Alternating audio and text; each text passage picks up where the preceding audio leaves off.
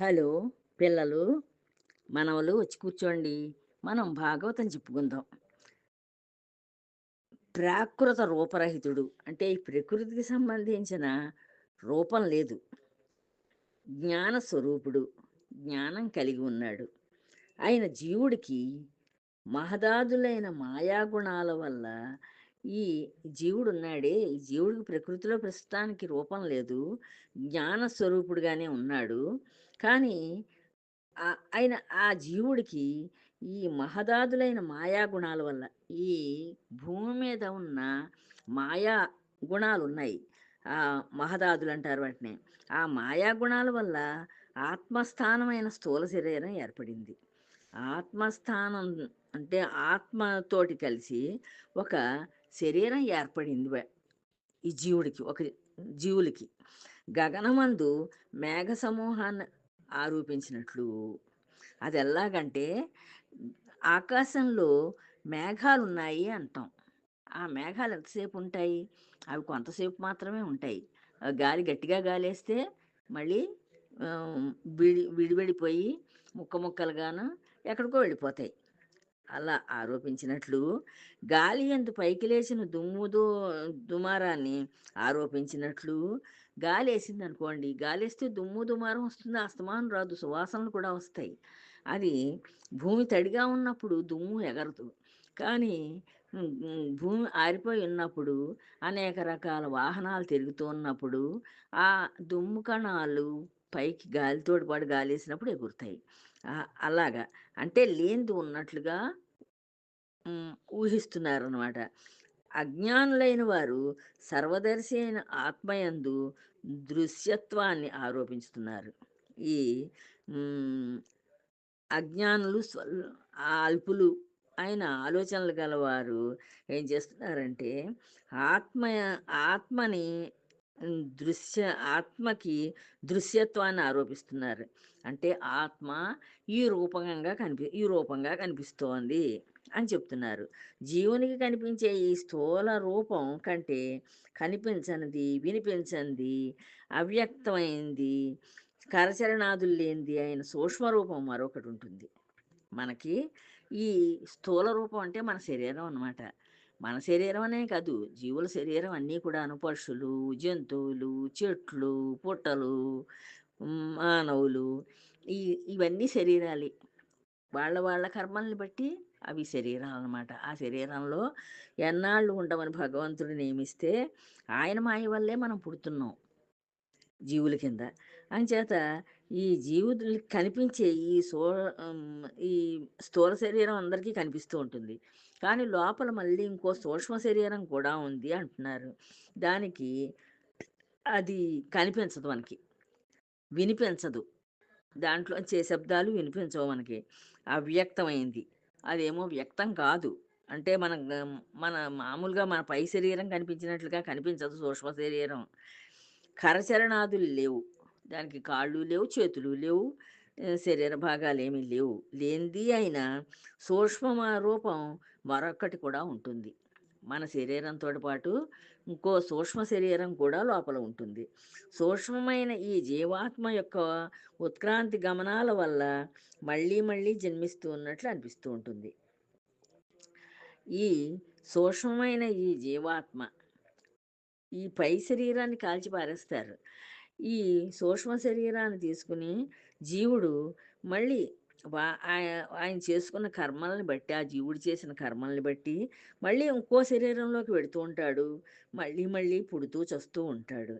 అలాగా అనిపిస్తూ ఉంటుంది మనకి. ఈ జీవుడు ఇప్పుడు వెళ్ళిపోయాడు ఈ శరీరంలోంచి. మళ్ళీ వెంటనే ఇంకో శరీరాన్ని తీసుకొని ఇంకో చోట పుడతాడు అని చెప్తూ ఉంటారు.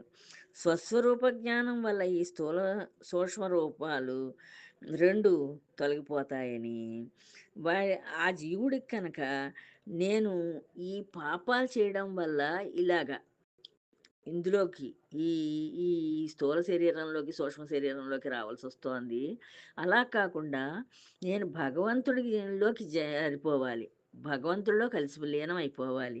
దానికి తగిన మార్గాన్ని నేను ఎన్నుకోవాలి అని ఎప్పుడైతే జీవుడు ఆ జ్ఞానాన్ని పొందగలుగుతాడో, అప్పుడు ఈ 2 శరీరాలు కూడా తొలగిపోతాయట. ఈ స్థూల రూపం పైకి కనిపించే రూపం ఉండదు. లోపల ఉండే సూక్ష్మ రూపం కూడా ఉండదు. తొలగిపోతాయని, మాయ వల్ల ఇవి ఆత్మకు కల్పించబడతాయని, ఈ ఈ మన చుట్టూ మాయ మాయ ఆవరించి ఉంటుంది. మనం ఆ మాయలో పడి కొట్టుకుంటూ ఉంటాం. ఆ మాయ వల్ల ఇలాంటివన్నీ కల్పించబడుతున్నాయి. ఆహ్, అలా ఈ జీవుడు ఎప్పుడైతే తెలుసుకోగలిగాడో, మనం భగవంతుడి నుంచి వచ్చిన వాళ్ళం. కానీ ఈ ఈ బంధాల్లో చిక్కుకున్నప్పుడు ఇదంతా చుట్టూ మనకున్నది మాయ. ఈ మాయ వల్ల మనం ఇది శాశ్వతం అనుకుంటున్నాము. కానీ ఇది ఒక అద్దె ఇల్లు లాంటిది శరీరాలు. ఇది ఎప్పుడో అప్పుడు నశించిపోతుంది. ఏదో రకంగా నశించిపోతుంది. రోగం రావచ్చు. లేపోతే భూమికి సంబంధించిన ప్రళయాలు రావచ్చు. రకరకాల బాధలు ఏవో ఒకటొస్తాయి. వచ్చి ఈ శరీరం నశించిపోతుంది. ఆ నశించిపో అలా ఈ నశించబడే శరీరాన్ని మనం ఇదే మనకి అది ఆధారంగా ఉంది. ఇదే మన శరీరం. ఇదే నేను అనుకుంటున్నాం. అది కాదు అని గ్రహించగలగాలి జీవుడు. గ్రహించగలిగితే బ్రహ్మ సందర్శనానికి అధికారం లభిస్తుంది. భగవంతుడిని చూడ్డానికి ఆయనకి అధికారం వస్తుంది. ఎంచేత భగవంతుడి మీదే ధ్యానం పెట్టుకోవాలి. అలా ఆ ఆత్మ గురించి తెలుసుకున్నవాడు ఏం చేస్తాడు? ఎంతసేపు భగవంతుడి ధ్యానంలో గడుపుతాడు కాలాన్ని. బతికున్నన్నాళ్ళు మనకి భగవంతుడు తెలివిచ్చాడు కనుక, మనం భగవంతుడిని చేరడానికి తగిన ఆ ప్రయత్నాలే చేసుకోవాలి. అంతేనే కానీ, ఈ సంసార లంపటంలో పడిపోయి ఇలాగే కొట్టుకుంటూ ఉంటే, ఇలాగే పుడుతూ చస్తూ ఉంటామని గ్రహించగలగాలి. గ్రహించిన వాడు బ్రహ్మని చూడగలుగుతాడట. ఆ భగవంతుడిని చూడగలుగుతాడు. ఆ అధికారం లభిస్తుంది. సమ్యక్ జ్ఞానమే దర్శనం. ఆహ్, ఆ జ్ఞానం ఆ భగవంతుడిని చూడడమే అదే దర్శనం అంటేను. అంటే ఈ మిగతా ఈ చుట్టూ ఉన్న ప్రపంచాన్ని ఎంత చూసినా ఇది మాయా ప్రపంచం. ఈవేళ ఇలా ఉంది. రేపు తెల్లారేసరికి ఇది మారిపోయి ఇంకొక రకంగా మారుతూ ఉంటుంది. కానీ ఈ భగవంతుడు అలా మారిపోడు. సర్వజ్ఞుడైన ఈశ్వరుడికి లోబడి క్రీడిస్తూ అవిద్య అనే మాయ ఉపశమించి తాను విద్యగా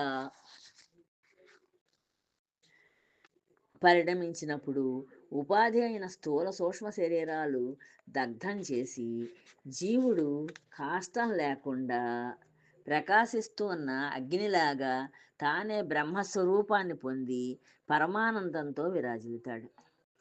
అదే చెప్తున్నాడు ఆయన. ఎంచేతంటే ఈ జీవుడు ఈ ఇది హ్మ్. నాశనమైపోయే శరీరం. నశించిపోయే శరీరం. దీన్ని మనం నాది, నాది అనుకుంటున్నాం. కానీ మనం భగవంతుడి నుంచి వచ్చాం కనుక మనం చేరవలసిన స్థనం స్థా స్థలం అది కనుక హ్మ్, మనం ఈ ఈ దీన్ని నమ్ముకోకూడదు. నమ్ముకోకుండా ఈ స్థూల సూక్ష్మ శరీరాల్ని ఆహ్, మనం మనస్సుతోటే ఇవి లేవు అనే నిర్ణయానికి రావాలి. మనస్సులోనే ఆ నిర్ణయం రావాలి. అలా ఆలోచించగలిగినప్పుడు ఆ జీవుడు కాష్టం లేకుండా ప్రకాశిస్తున్న అగ్నిలాగా అక్కడ వెలుగుతున్న నిప్పు కణిక ఉంటే ప్రకాశం వస్తుంది. కానీ ఆహ్, అది లేకుండానే ప్రకాశిస్తున్న అగ్ని ఎలా ప్రకాశిస్తుందో తానే బ్రహ్మస్వరూపాన్ని పొంది పరమానందంతో విరాజిల్లుతాడు. అప్పుడు అలాగా ఇది మన శరీరం కాదు. మనం పరమాత్మలోంచి వచ్చాం గనక పరమాత్మలో కలవాలి అని ఎవరికైతే జ్ఞానం పుడుతుందో, వాడు ఈ ఆ బ్రహ్మజ్ఞానాన్ని పొందినవాడు పరమానందంతోటి ఉంటాడట. వాడికింకా ఎప్పుడు ఈ బాధలుండవు. ఈ ఈతి బాధలు, ఈ శరీర బాధలు ఉండవు. ఉండక వాడు ఆత్మలోనే రమిస్తూ చక్కగా ఆ పరమానందంతోటి ఉండగలుగుతాడు. ఈ విధంగా తత్వవేత్తలు చెబుతున్నారు. ఇలా చెప్తున్నారు. ఆ తత్వాన్ని తెలుసుకున్న వాళ్ళు, గొప్పవాళ్ళు. ఓ మహర్షులారా అని చెప్పి సూత మహర్షి చెప్తున్నారు. ఆ మహర్షులందరూ అడిగారు కదా! నైమిషారణ్యంలోను మేము సత్రయాగం చేయడానికి 1000 సంవత్సరాలు పూనుకున్నాము. మీరు చక్కగా మాకు మంచి మంచి బోధలు చెయ్యండి. మీరు చాలా పుస్తకాలవి చదివారు కనుక, ఎంతో జ్ఞానం గలవారు కనుక, మీరు మాకు తత్వజ్ఞానం అంటే ఈ ఈ శరీరం యొక్క తత్వం ఏమిటి? మనం ఎక్కడికి చేరాలి? ఏం చెయ్యాలి? అవన్నీ మీరు మాకు బోధ చెయ్యాలి అని అడిగారు. దానికి ఆయన చెప్పారనమాట. ఆ సూత మహర్షి ఆ ఋషులకి అలా చెప్పారు. చెప్పిన తర్వాత అప్పుడు ఇంకా చెప్తున్నారు. ఇంకా ఏం చెప్తున్నారంటే, భగవంతుడికి జన్మ లేదు, ఏ కర్మలు ఆయన్ని అంటవు. భగవంతుడికి జన్మంటూ లేదు. ఆయన జన్మలెత్తవలసిన అవసరం లేదు. కానీ అంటే భూభారం పెరిగిపోయినప్పుడు భూమి భూదేవి వెళ్ళి ఆయన్ని భగవంతుడా, నాకు ఈ దుర్మార్గుల యొక్క భారాన్ని నేను భరించలేకపోతున్నాను. ఈ భూభారాన్ని నాకు తగ్గించవా అని అడిగినప్పుడు ఆయన కావాలని భూమి మీదకొస్తారు రూపాన్నెత్తి. ఒక రూపాన్నెత్తి వచ్చి ఆహ్, ఆ దుర్మార్గులనందరినీ నశింపజేసి, సన్మార్గుల్ని పెంచి, మళ్ళీ భూమి మీద ఆహ్, చక్కగా మంచి ఆలోచనలు ఉన్న వాళ్ళకి జీవితాన్నిచ్చి, హ్మ్, మళ్ళీ సమస్త జీవుల్ని ఆనందంలో ఉండేటట్లుగా చూసుకుంటారు. అలాగా ఈయనకి ఏ కర్మలు అంటవు. ఈ భగవంతుడికి ఏ కర్మలు అంటవు. ఆయనకి కర్మలతోటి పని ఏం లేదు. ఆహ్, ఆ సమస్త జీవుల భావాల్లో ఆయన నివసిస్తూ ఉంటారు. ఈ జీవులందరినీ ఆయనే కదా పుట్టించి, పెంచి, లయం చేస్తున్నాయన భగవంతుడే కదా!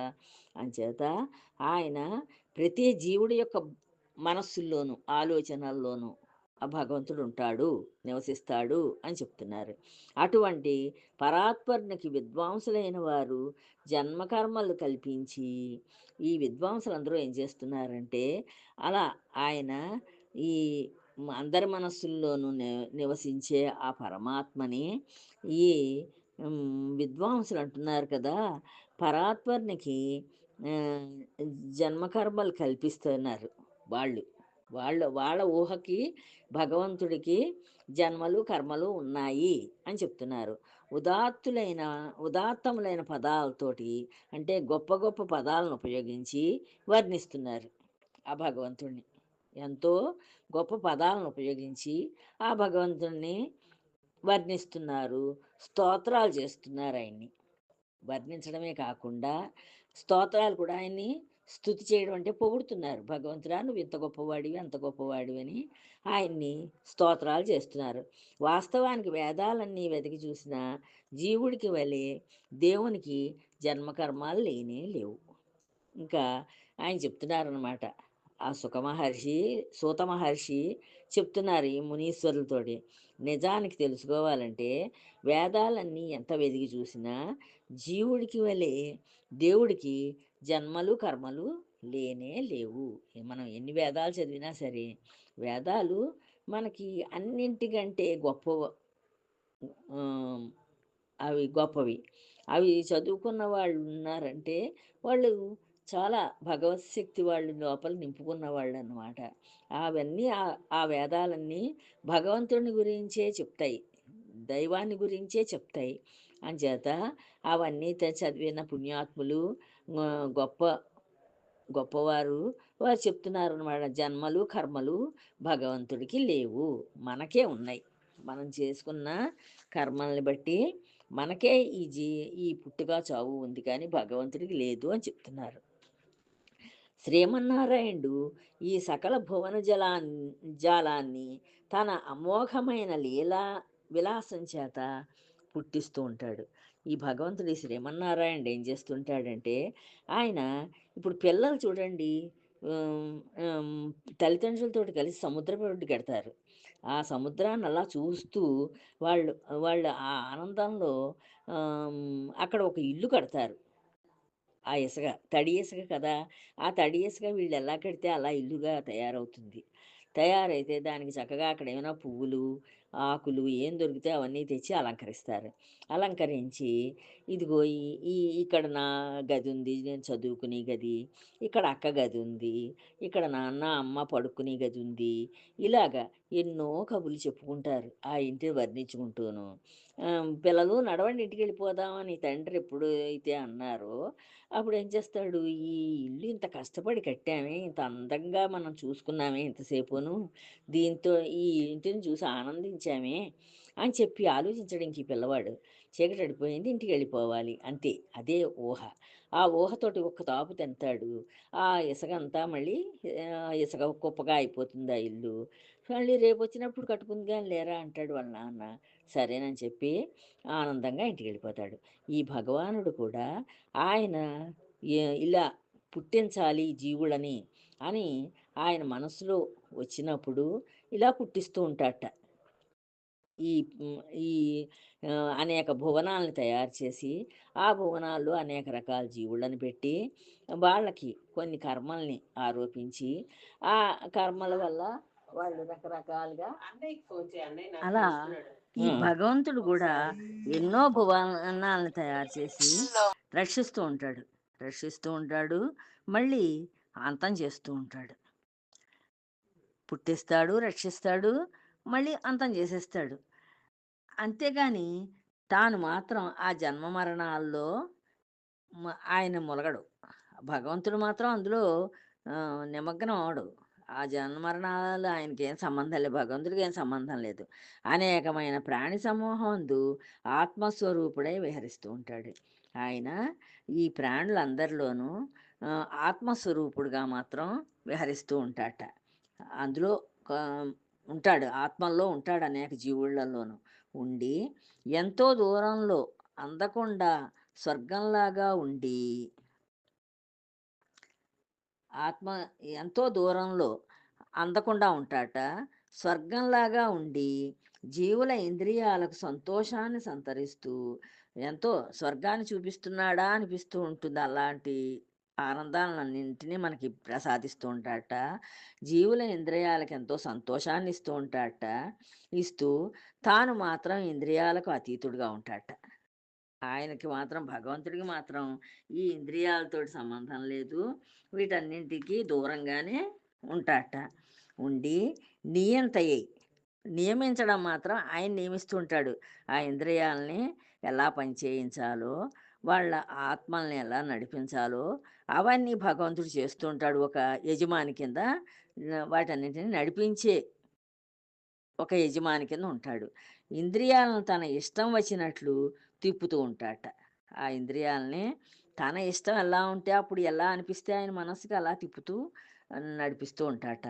లోకేశ్వరుడైన శ్రీహరి లీలా విలాసంగా నానా విధాలైన నామరూపాలు ధరిస్తూ ఉంటాడు. ఇంకా ఈ శ్రీహరి ఏం చేస్తాడంటే నానా రూపాలని ఎత్తుతూ ఉంటాడట. లీలా విలాసంగాను. ఆయన లీలలు అవన్నీను. ఆయన ఎలా ఈ రూపాన్ని ఏ రూపాన్ని పొందాలనుకుంటే ఆ రూపాన్ని పొంది ఆ రూపానికి ఒక నామాన్ని ధరింపజేసుకుని అలా ఉంటాడట. కళామర్మజ్ఞుడు కానీ అజ్ఞుడు. కళలోను ఆయన అందులో ఉండే మెళకువలని తెలియని ఒక ఆహ్, కొంచెం తెలివి తక్కువవాడు. నాట్యంలోని అందచందాలను అర్థం చేసుకొని ఆనందించి నాట్యం జరుగుతూ ఉంటుందక్కడ. ఓ నాట్య సభలో నాట్యం జరుగుతూ ఉంటుంది. ఆ కళాకారులు నాట్యం చేస్తూ ఉంటే చూస్తాడు. చూసి చాలా ఆనందాన్ని పొందుతాడు. కానీ అర్థం చేసుకొని ఆనందించి, అభినందించలేనట్లు. దాన్ని ఎలా చేశారు వాళ్ళు? అది దాంట్లో తప్పు ఒప్పులేమున్నాయి? ఇంకా ఎలా చేస్తే బావుంటుంది?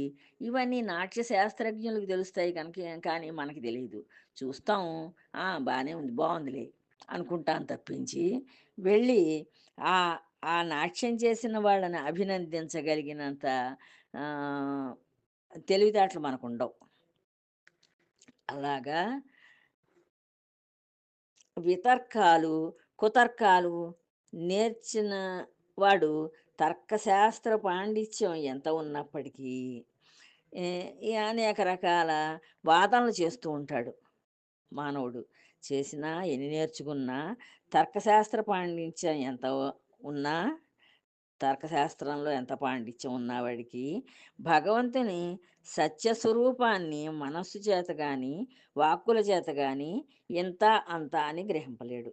ఈ భగవంతుడి యొక్క నిజమైన రూపాన్ని, సత్యరూపాన్ని, అంటే నిజమైన రూపం ఆయన ఎలా ఉంటారు, భగవంతుడు ఎలా ఉంటాడు, ఎవరి మనసుకు తోచినట్టు వాళ్ళు ఊహిస్తారు అంతే. వాళ్ళ ఊహ చేత ఊహా రూపాలను వేసుకుంటారు, తయారు చేసుకుంటూ పూజిస్తారు తప్పించి, ఆ భగవంతుడిని ఇలా ఉంటాడు అని చెప్పగలిగిన వాళ్ళు ఎవళ్ళు ఉండరు. మనస్సు చేత ఊహించలేరు, వాక్కుల చేత కూడా, మాటల చేత కూడా ఇంత, అంత అని, ఇంత గొప్పవాడు, అంత గొప్పవాడు, ఇలా ఉంటాడు, అలా ఉంటాడని చెప్పి ఎవళ్ళు గ్రహించలేరు. ఈ ఈ మాటలన్నీ ఎవరు చెప్తున్నారు? సూత మహర్షి ఈ మహర్షులందరికీ చెప్తున్నారు. సూతుల వారిని అడిగారు.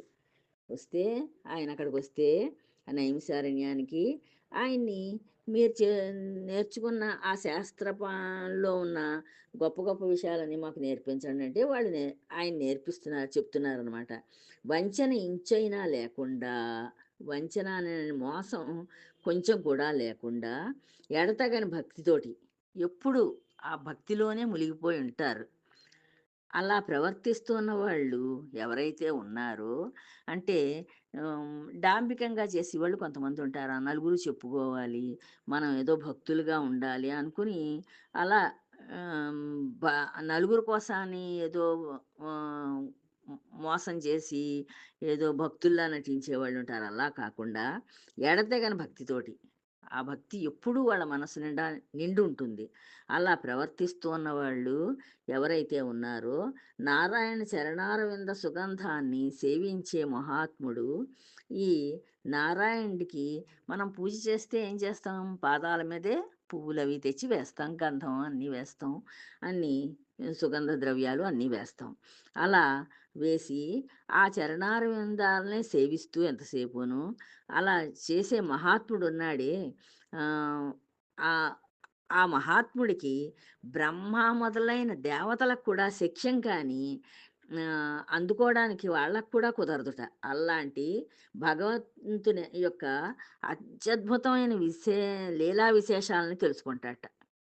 ఆహ్, ఎంతో అద్భుతమైన లీలా విశేషాలు, ఆయన చేసే విశేషాలన్నీ కూడా ఆ భక్తుడు తెలుసుకోగలుగుతాడట. ఎప్పుడూ ఆయన పాదాలనే సేవిస్తూ, ఎంతో భక్తిగా ప్రవర్తిస్తూ ఎవరైతే ఉన్నారో, ఎడతెగని భక్తి అది. ఆ భక్తి మళ్ళీ సహం చేయడం, సహం మానేయడం కాదు. నిరంతరం భక్తిలో ఉంటాడాయన, ఆ జీవుడు. అలా ఎవరైతే చేస్తారో వాళ్ళు ఈ భగవంతుడికి యొక్క అత్యద్భుతమైన లీలా విశేషాలను కూడా తెలుసుకోగలుగుతారు అని ఈ సూత మహర్షి అక్కడున్న ఈ శౌనకాది మహర్షులందరికీ బోధిస్తున్నారు. ఈ విధంగా చెప్పి సూతుడు శౌనకాది మహర్షులతో ఇంకా చెప్తున్నారు. ఆ చెప్పేది మళ్ళీ రేపు తెలుసుకుందామమ్మా. ఉంటాను. జై శ్రీరామ్.